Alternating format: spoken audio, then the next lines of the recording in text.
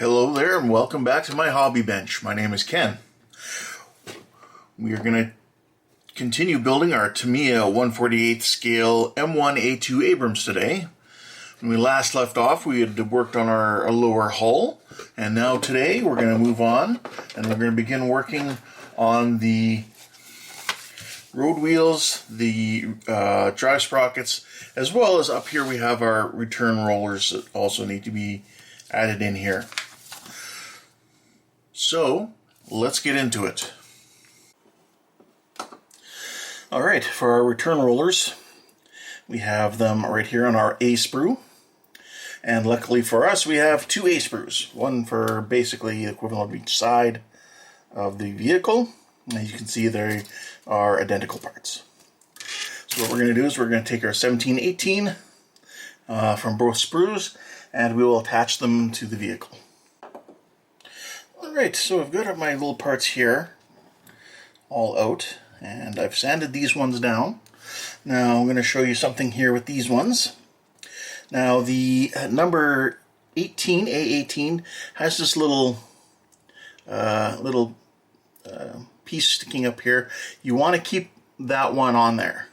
There's the one on the other side, which would have been the sprue tree side. That side we can sand down. There's not much left there. I got pretty close with the sprue cutters. What I'm going to be using is one of these sponge sanders. Very spongy, can compress. That way it'll help go conform around this road wheel here. And I can sand it. And it shouldn't come up with a flat spot. I can help alleviate that. Whereas if I come in with a flat stick, it's more rigid, it's not giving, it's going to leave a flat spot. So in this case, having a foam sanding sponge or even a foam sanding sheet will help. So there's that one. Next I have this one. Just like that. And this control arm for the front roller. And it was part number A20, and it was just connected by one sprue point. So it's just really one point I need to clean up. This is a Tamiya model, and Tamiya is known for their good quality, so I'm not really having to use this seam scraper. And what I use that for is if there was little seam lines on the parts from where it was molded, because you have two parts of a mold coming together, the pieces in there, so it's going to have a little bit of plastic or a little plastic seam in there from when the two parts of the mold come together. And what I can do, something like this, would be to go along there and just scrape those seam lines off. But luckily we don't have to do that. Now we're going to take our lower hull and we're going to insert our rollers, return rollers, and our control arm. Okay, so I'm going to get my extra thin here and make sure I know which of these spots that A20, this little control arm, is going into. Looks like it is taking on both. So we can see we have a little hole there, which will go over top of this little nub that sticks out, and I guess peg would be a proper term. So we'll test fit it first, make sure it's going to fit, and it does, and it looks good. So what I'm going to do is I'm going to take a little extra thin. I'm going to put it on these parts here, just like that, and then I'll put on this arm the right way.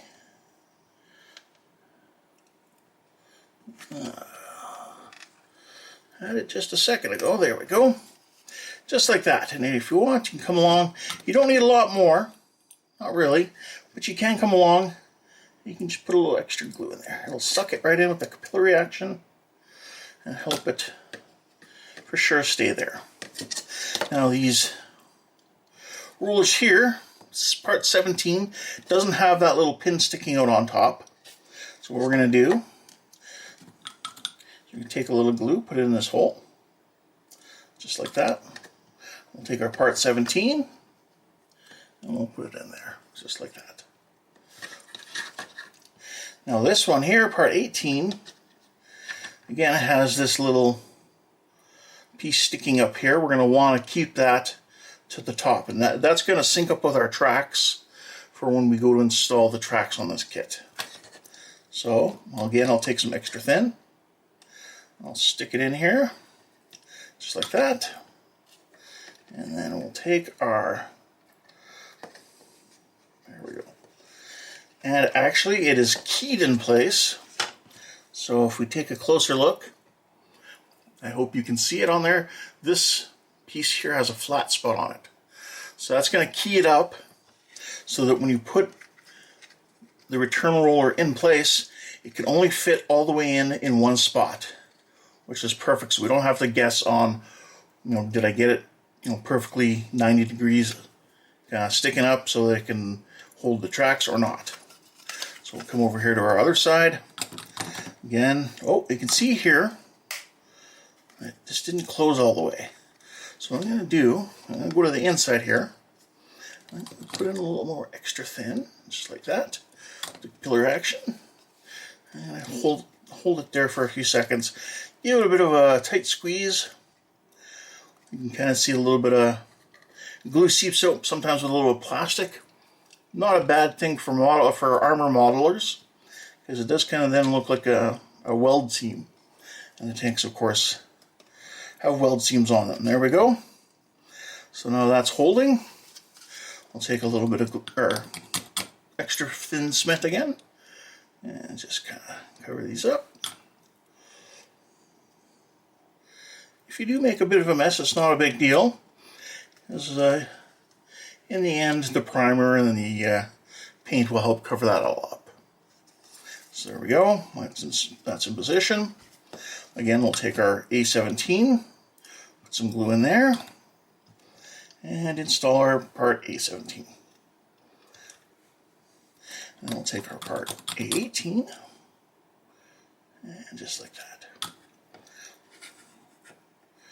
Now, again, we'll drop this in, we'll kind of give it a bit of a twist and see where it fits in perfectly. And I found the spot, and there we go. So that's, I believe, looking at our instructions, that is everything for the first part of step 1. Next, we're just going to add our weight. So our weight comes in this little fancy plastic bag here that's taped up. So see if I can get this out of here. Just like that. And open it up. And I'll take my knife. Just give it a slice like that. And we have our metal weight bar. Okay. Now the two end caps for it are both A12s. So again, we have the two A sprues. So I would assume there's only one A12 on each one. And there's our A12 right there. So we will cut off here. I'm going to cut as flush as I can because it's not really that vital. No one's really going to see that. It's going to be inside the tank. So here we go. Cutting those off, just like that. Now, because it is going to be going into the lower hull, and this part is going to be sitting glued onto the bottom, what I am going to do is I am going to give it a bit of a rough sanding, just like that, just to make sure there's nothing. I can get a nice clean attachment point down at the bottom here. And again with this one. There we go, just like that. Good enough. So, what we're going to do is we're going to take some CA glue. This is AK Black Widow. I don't believe they make it anymore. They stopped making it I think just over a year ago. But hopefully this is still good. Yeah, it's liquid still. So what we'll do, there we go.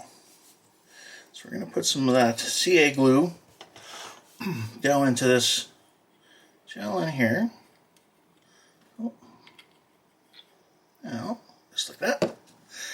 doesn't have to be perfectly neat because, again, no one's going to see it. Only if it bothers you and keeps you up at night, then you can keep it neat.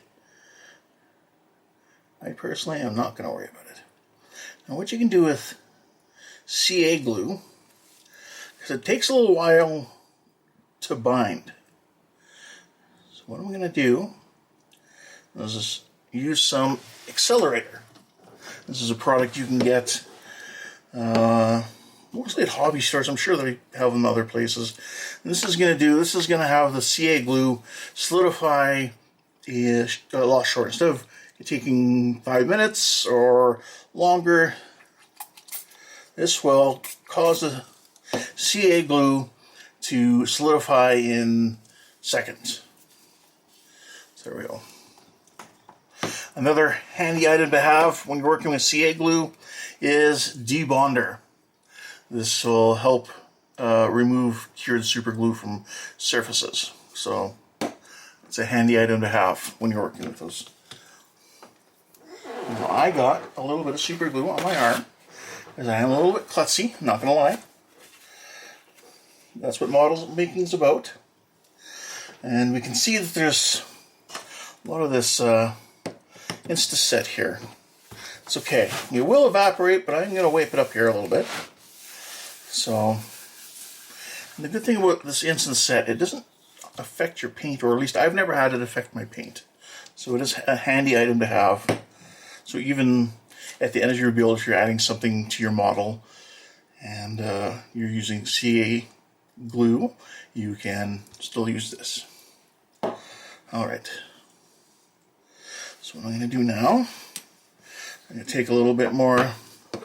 Actually, I'm going to check this. Yeah, that's on there. That's on there nice and solid now. It's not coming off. So what I'm going to do is I'm going to take some more CA glue. And put it in this part here. And again, making sure that this one is the reverse. The front one has this little lip here sticking up. You want the rear one to be sticking down. So I will put it in there, just like that. There we go. Now what I'm going to do before I use the kicker, I'm going to let that start and curing on its own. Well, I put this into place. Now they do give you some space here in which to place it. Okay, and this takes us back to the Tamiya extra thin, because again we're doing plastic. What I can do is just throw a big glob here. I could use the Tamiya white cement if I wanted to, because this is a larger piece. But we'll go right there, and just like that. Okay, I can kind of adjust it either way depending where the points are, just like that. And then I can, this side's already starting to bite, but I can take this side here now. I can apply some plastic cement down there to kind of get this side to kind of start sticking as well, just like that. Okay, there we go. And just like that. If I wanted to, I could take my Insta-Set and I could give it a spray to help speed up the drying, but I don't think it really needs it. The weight is staying in there as is, so I think we're good.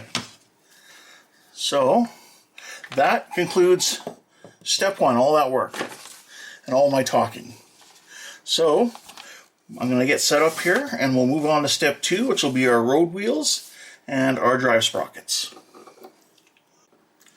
Alright, so we're starting on our wheels and our drive sprockets, and each of the sprues on A, you can see here we have a lot of wheels and our drive sprockets.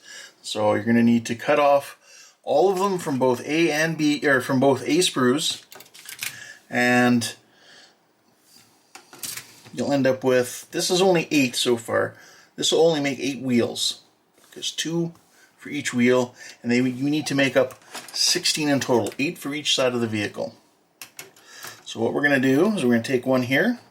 Now I've already cut them from the sprue, and I'm going to use just a foam sanding stick again, because I'm doing a curve and I don't want to sand in a flat spot, but I'm going to go in there on that little part that's off the parts tree, and I'm going to just give that a little sanding again, and come at it one way, and I'm going to come cross back the other way, maybe go this way a bit, and we'll just kind of work maybe some circles, and we'll check it out. That's pretty good. Maybe a little bit more. Go like that, and we'll just get it in there. And there we go. And we'll come back to the other side now, and we will start sanding there. Again, going one way, and then another. Now, one thing to note is you can round it over like that, just to make sure we're getting the whole little extra piece of plastic there we want off. So again, I'll come across my fingernail. I can kind of feel it a little bit. Depending on how much of a perfectionist you are, you can either keep sanding it to make it perfect, or you can get it so that it's good enough where no one's going to see it anyway, because it's so fine. So just like that. And again, the back side of the wheel, just like that. Again, I've sanded this one already. And then we have our parts here for the drive sprockets. This one here I've cleaned off already. So you can see it looks kind of good there. You can see all the teeth are clean. The drive sprocket. This is the second part for that same piece. It's the back side. And you can see the teeth have a little bit of extra flash, or a little extra sprue bits on there. So we're going to need to remove those. So you got to be really careful, because if you come in, you could take too much and destroy your sprocket. On the upside, this is the part of the sprocket that does go against the vehicle, like that. Okay? So what we're going to do, now, if you look at that little extra piece there, it's flush right here. Or if you turn it over, you can see where it's 2 different heights. So you can see what belongs on there and what needs to be removed. So I'm going to come in, I'm going to cut it a little bit closer now that I can get in there with my sprue cutter. Nip that off. And because we're not really doing a round part, I can come in here with a regular sanding stick. Just give that a bit of a sanding, just to kind of get that bit of parts tree off. There we go. And I'll come back here at this side now. And now there we go. That's cleaned up. If you really want, you can come over now with your sponge tape. Don't push in, because this will snag, and then you're going to cause tears in your sponge. So what I would do though is just ever so slightly, just run it across, just a couple swipes, and nice and neat. So now we'll come to the other side here, and I'll get you nice and close, just like that. Cut it off. And again, come in with my sanding stick, just like that. Just give it a little bit of a sand, not too much pressure. Come back in. Kind of get them all like that. There we go. So that's that. And don't forget now, in these drive sprockets, we're going to be using these poly caps. Okay? So, what I'll do is I will again get my knife and put a little slit in the bag here. We're just going to pop out one of our poly caps. Now, you can see we have the 2 insides. The poly cap's only going to fit comfortably in this one. You put it in this one, it's just going to move around and you won't be able to get the parts together. But we put it in here, and we just push it down. It's not really tight or anything. You could shake it out if you wanted to. And we're going to take our parts, and then we're going to align it so we have this key part here sticking out along our edge. And then we're going to bring in our secondary part, the rear part of it. And you can see there is like a keyed hole area there for that to go into. So you can bring them together and just give it like that. You just put them directly in or put together and twist, just like that. Our options are we could take our glue and we could put some glue down first and then put the pieces together, or you can just put the pieces together and using capillary action, what we can do is just touch a little glue, it'll suck it all in there. Let's brush it around a little bit more, but that's it. And glue sucked it together and it is together. Just like that. The regular wheel parts do not have the poly caps to go inside, so they just go together like that. So you have your outer hub part and you have your inner part which faces the vehicle. So in this case I am going to take a little bit of glue because it is a tight area. These wheels do fit together really closely. So I'm just going to put a little extra thin in there. Again, I could use my white glue, but I'm not going to. Oops, make sure I pick up the right one that I've sanded. We'll put the two backs together just like that. There is no keying point, they just go together and that's it. Just like that, they're now stuck together. So there we go. Now I have a lot more to put together. So I will leave you for now and I will come back when I'm all done putting together the drive sprockets and the wheels. Alright? Thank you. Alright, so we're down to our last two road wheels here. And as I was cleaning them up, I did nick a couple. I don't know if you see any on here. However, with an Abrams, the road wheels here are metal, but the outer part of it is rubber. They do have a rubber layer to it. So, what you have for options are you can get your little raised part there, and you can just give it a little bit of a sand here and clean it off, just like that. And when you got all the connection points cleaned up, we just take a little bit of our extra thin and glue it together, just like that.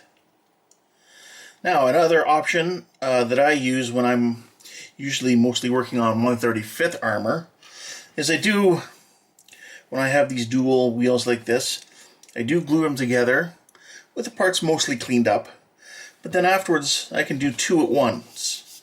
So I just go like this, and now, because they're glued together, they've been glued together for a little bit. These are the first ones I did. Oh, sorry, I'm not even on camera. There we go. Okay, so you just do two at once, just like that. And you can save yourself a little bit of time. There we go.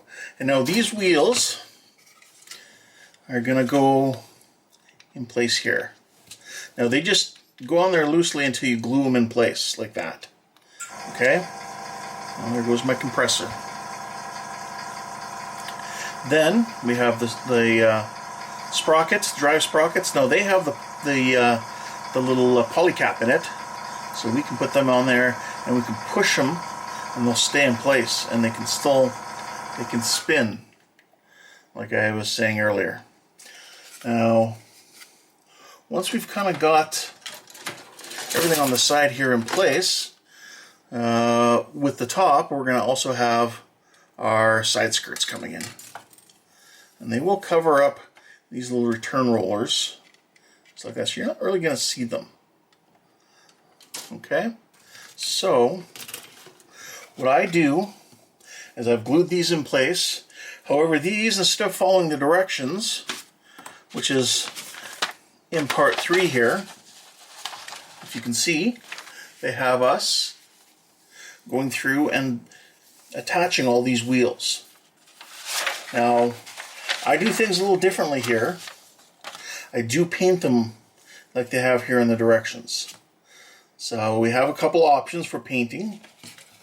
We can paint them the color of the tank, and then we can come in later with a brush, just a little paintbrush here, and we can paint the black on all these outside rubber parts. Another option that I like to use is I will paint the whole thing rubber black. And then what I do is I'll come in with a template. It's just a little circle template you can get at your, office supply store, that sort of place. And what you can do is you can match up until you get a good coverage, like that, of just everything but the inner portion. So what I could do is take this, once it's all painted black, I can cover it up just like this, and I can spray the desert camouflage right into the center there, and only not have to worry about the rubber, but only have to worry about the inside of the wheel. Additionally, with an Abrams, these little hub parts here, the hubs, they are actually glass on there. They act as a window so you can see the oil that's in there. So on the directions, they actually do have you paint that part there as well. So there we go. That's what I'm going to be doing next. I'm going to be painting these road wheels a rubber black and letting them dry before we move on to, we're going to skip over part 3, and we're going to put the wheels in temporarily, assemble the tracks somewhat along the bottom here so that we can have them assembled and paint, and then we can paint them and then remove them because we won't have them completely assembled. So that's what we're going to do next. So I'll get to work on that, and I'll meet you back at the paint booth when I'm going to... Well, that's going to do it for today. Thanks for joining me. We've managed to get some more accomplished today. We've got our drive sprockets, our road wheels, and our return rollers all assembled and ready to go. When next we get together, we're going to move on over to the spray booth where we're going to put some paint onto our road wheels and drive sprockets. So join me next time, and have yourself a great day.